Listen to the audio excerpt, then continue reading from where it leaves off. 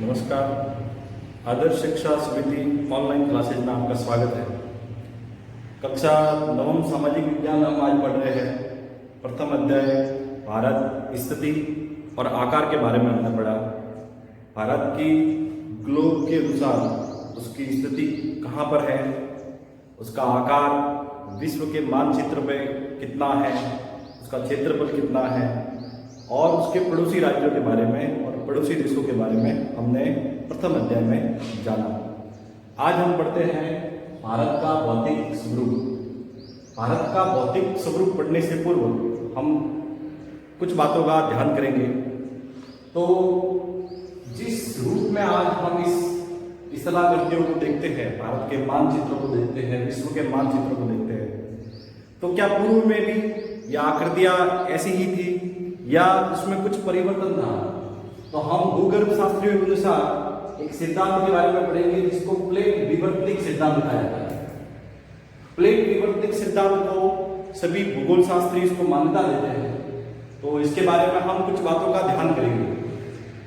तो ऐसा कहा जाता है कि जो भारत की वर्तमान स्थलाकृति है ये कभी गोंडवाना लाइन का हिस्सा हुआ करती थी। तो इसका आकार ये 5 भागों में बटी हुई थी। गोंडवाना लाइन का जो भाग है वो 5 भागों में बटा हुआ था। और ऐसा कहा जाता है कि जो भारत की स्थलाकृति है ये यूरेशियन प्लेट के टकराने से इसका वर्तमान आकार बना है। तो यहाँ पे चित्र आपको दिखाई दे रहा है। तो यहाँ पे ये भारत की स्थिति है, पूर्व में भारत ऐसा था, और ये अफ्रीका की स्थिति है, ये दक्षिणी अमेरिका की स्थिति है, ये ऑस्ट्रेलिया की स्थिति है, ये अंटार्कटिका की स्थिति है। तो इसमें धीरे धीरे परिवर्तन होता गया, प्लेटों में परिवर्तन होता गया। उसके बाद में ये प्लेटें इस भाग से टकराई तो वर्तमान स्थलाकृति का निर्माण हुआ। तो इसमें क्या क्या परिवर्तन आए? इसके टकराने से, इसकी भू अभिनीति से और इसके अवसादी चट्टानों के बलित होकर, जो अवसादी चट्टानें थी वो ऊपर उठ गई और ऊपर उठने से भारत में हिमालय पर्वत का निर्माण होता है। इस हिमालय पर्वत श्रृंखला का निर्माण होता है। और यहां पर बीच में द्रोणियों का निर्माण हो गया, और द्रोणियों के निर्माण से क्या हो गया कि जो हिमालय से जो नदियां आती थी और उनमें द्रोणियों का निर्माण हो गया, तो वो अपने साथ में अवसाद निक्षेप लाती रही और कालांतर में वह जो द्रोणियों का स्थान था वो भर गया और यह भाग समतल हो गया, जिसे उत्तरी मैदान के नाम से जाना जाता है। आपने देखा होगा कि उत्तरी मैदान है वो बहुत ही उपजाऊ भूमि है। तो ये उपजाऊ भूमि होने का कारण क्या है कि ये लाखों वर्ष पूर्व ये द्रोणी क्षेत्र था और उसमें बदलाव होते गए, और बदलाव होने के कारण उसमें क्या हुआ कि ये उपजाऊ मिट्टी में परिवर्तित हो गया। और यहाँ पे जो सागर था, जिसको टैथिस सागर कहा जाता है, इसके ऊपर उठने से ये जो टैथिस सागर था वो वलित हो गया। इसमें जो चट्टानें थी वो वलित हो गई और यहाँ पे हिमालय का निर्माण हो गया। तो हम यहाँ पे जो प्लेटों के बारे में ये बताया गया है, वास्तविकता में प्लेट ऐसी होती नहीं है, लेकिन जो प्लेटें हैं वो कभी अपने इस प्रकार से टकराती है, कभी आसपास होकर जाती है।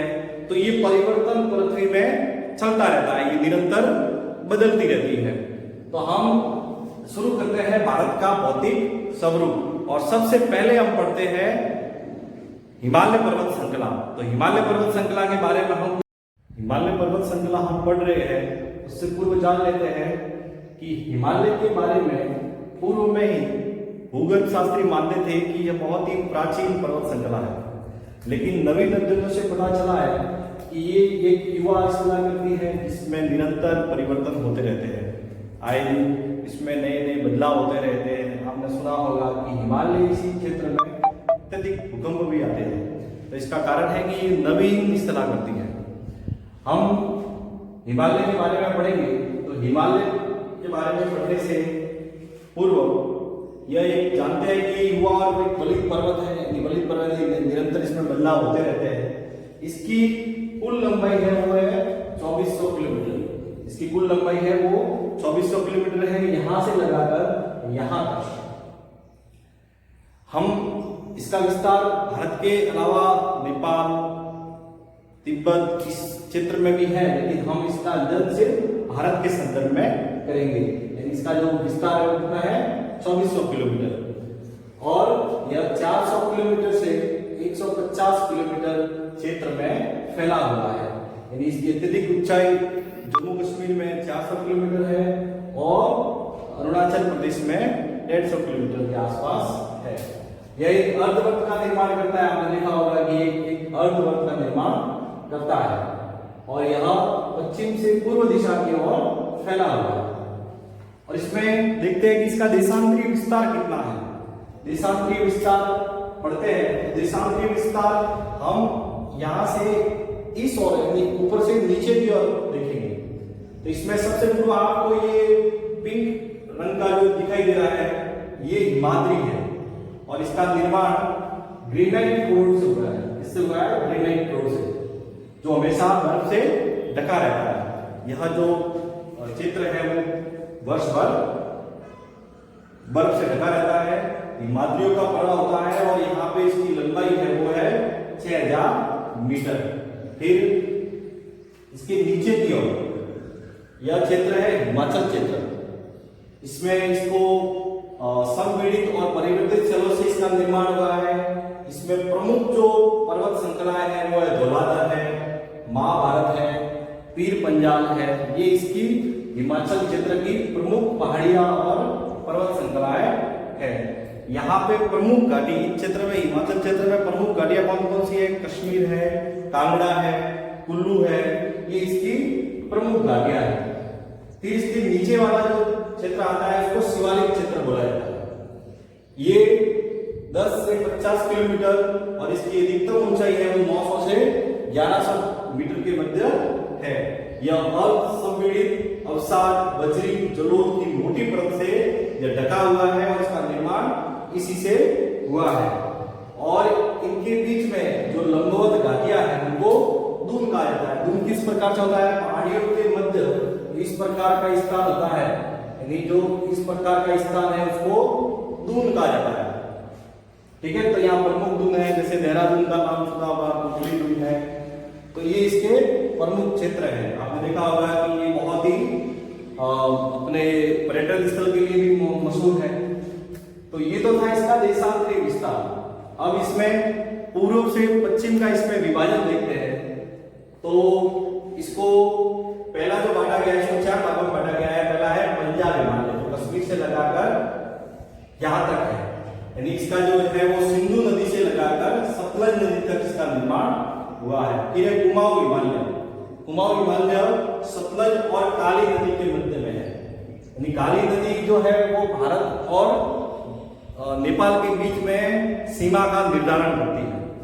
फिर है नेपाल हिमालय, ये पूरी तरह से नेपाल में ही है, जो काली से तीस्ता नदी के मध्य में है और यह नेपाल में ही है। आपने देखा होगा माउंट एवरेस्ट की जो ऊंचाई है कितनी है? 8848 मीटर। सबसे विश्व का सबसे ऊंचा जो पर्वत शिखर है वो माउंट एवरेस्ट है। फिर है असम हिमालय, जो यहाँ से लगाकर यहाँ तक फैला हुआ है, जो तीस्ता से दिहांग नदी के मध्य में अपना स्थान बनाता है। ऐसा नहीं है कि जो हिमालय का क्षेत्र है वो यहाँ तक ही है।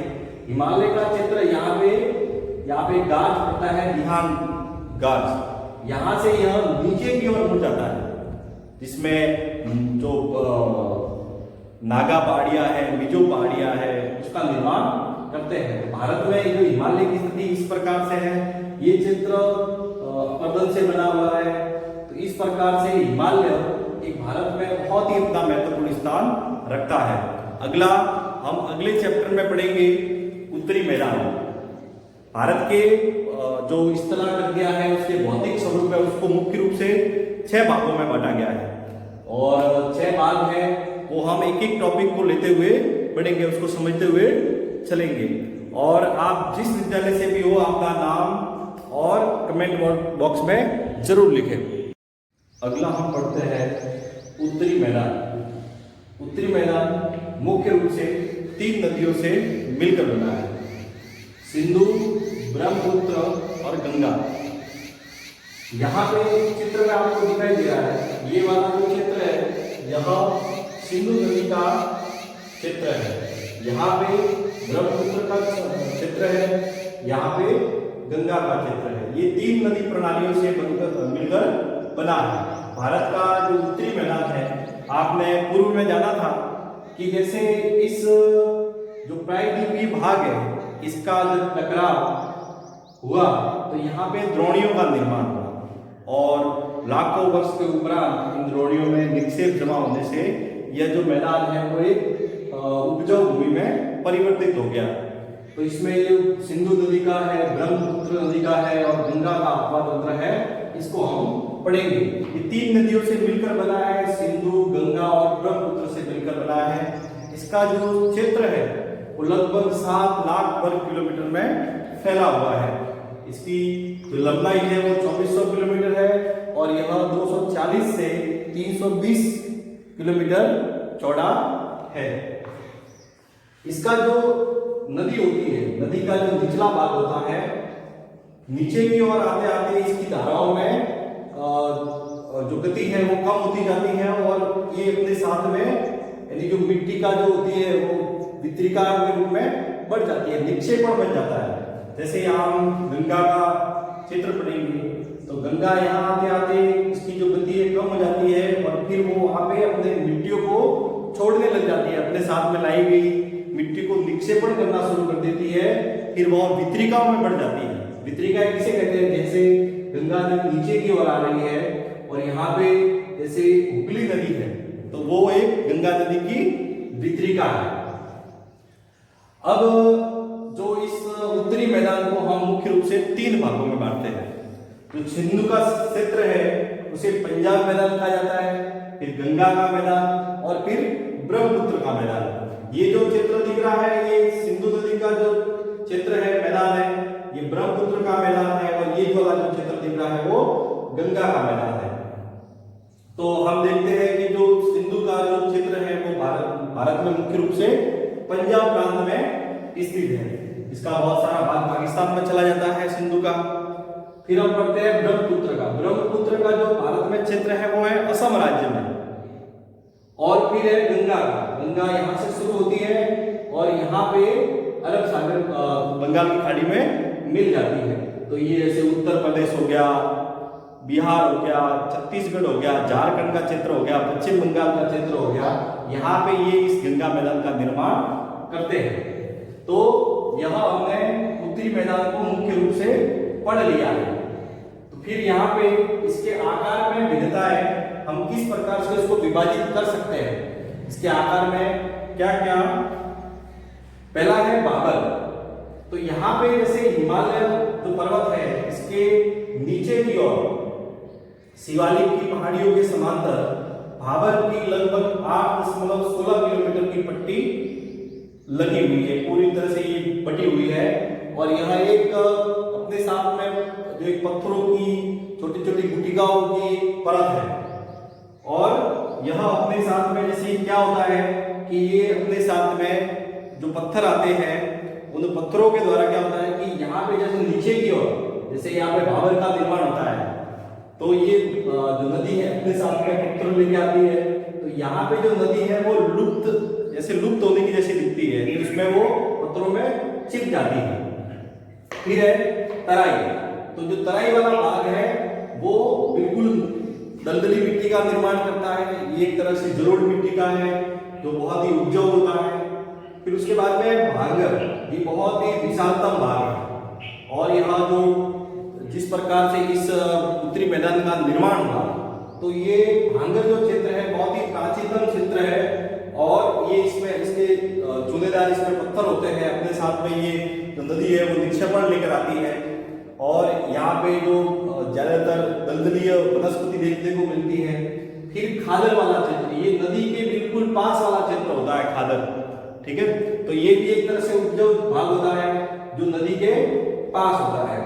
तो ये बाढ़ वाले जो मैदान है नए और युवा निक्षेपण का निर्माण करता है और उसमें खादर में निरंतर परिवर्तन होता जाता है। तो हम उत्तरी मैदान को पढ़ लिया है, उत्तरी मैदान को समझ लिया है, यानी भारत के जो प्रमुख है वो सिंधु, ब्रह्मपुत्र और गंगा के भाग में बांटा गया है। धन्यवाद।